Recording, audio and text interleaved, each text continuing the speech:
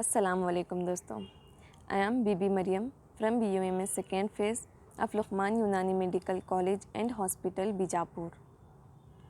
यूनानी medicine is safe and effective. आज के इस वीडियो में हम लोग एक यूनानी मुरक्कब दवा के बारे में जानते हैं। मुरक्कब दवा जैसे कि आप सब लोग जानते हैं मुफ़रद दवाओं को मिलाकर बनाया जाता है। और आज हम देखेंगे अर्क कैसे कशीद किया जाता है। आमतौर पर हम लोगों ने घरों में देखा ही है कि अर्क कैसे बनाया जाता है। उसी तरह आज देखते हैं कि यूनानी फार्मेसी में या सैदला में हम अर्क को कैसे बनाते हैं, मुरक्कबात में अर्क को कैसे बनाते हैं। उसके कई तरह के डिस्टिलेशन प्लांट, डिस्टिलेशन अपरेटस होते हैं, जैसे कि खरा अम्बिक, तारीख़ लोलबी, तारीख़ हबली, नाड़ी जंतर और डिस्टिलेशन प्लांट। फिर उसके बाद इनमें किस तरह से किया जाता है। एक, इनमें दवाओं के जोशांदे और खेसांदे को इस्तेमाल किया जाता है।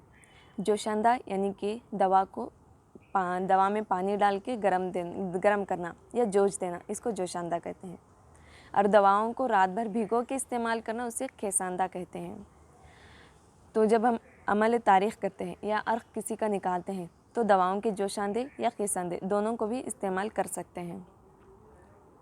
उन डिस्टिलेशन प्लांट्स में हम दवाओं के जोशांदे या खेसांदे को डालते हैं पहले और उसे गर्म करेंगे।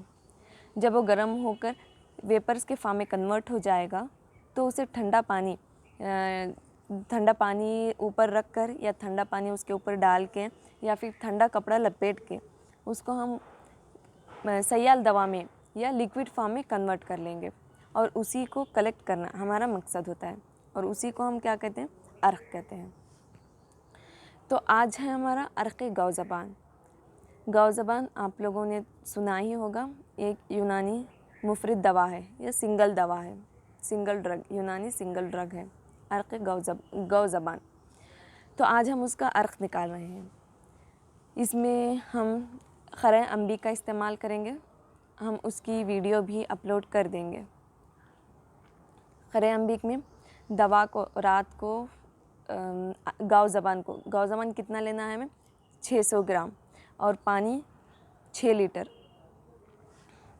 इन दोनों को लेकर भिगोना है। पहले पानी में गौज़बान को रात भर भिगोना है। फिर उसे खरा अम्बिक में मैंने कहा था बहुत सारे उसके अपरेटस होते हैं, आप किसी में भी इस्तेमाल कर सकते हैं। जो ज़्यादा कॉमन इस्तेमाल किया जाता है वो खरा अम्बिक है। खरा अम्बिक में दवा के जोशांदे या फिर खेसांदे हम रात भर भिगो कर ले रहे हैं तो इसे खेसांदा कहेंगे। तो खेसांदे को खरा अम्बिक में डालेंगे, फिर उसे गर्म करते जाएंगे जब तक कि वेपर्स फॉर्म में कन्वर्ट ना हो।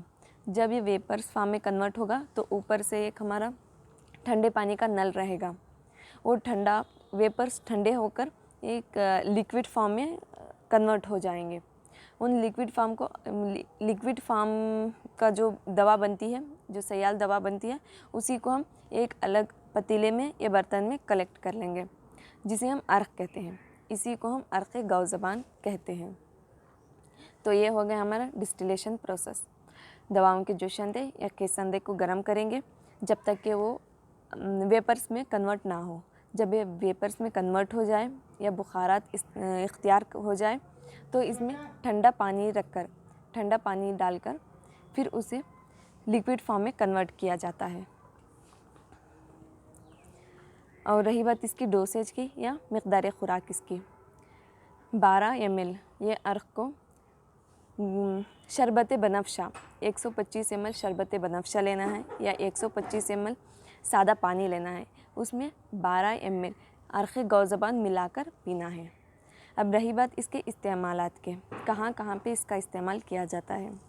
अर्क गौज़बान को हम लोग दिल और दिमाग के बीमारियों में इस्तेमाल करते हैं।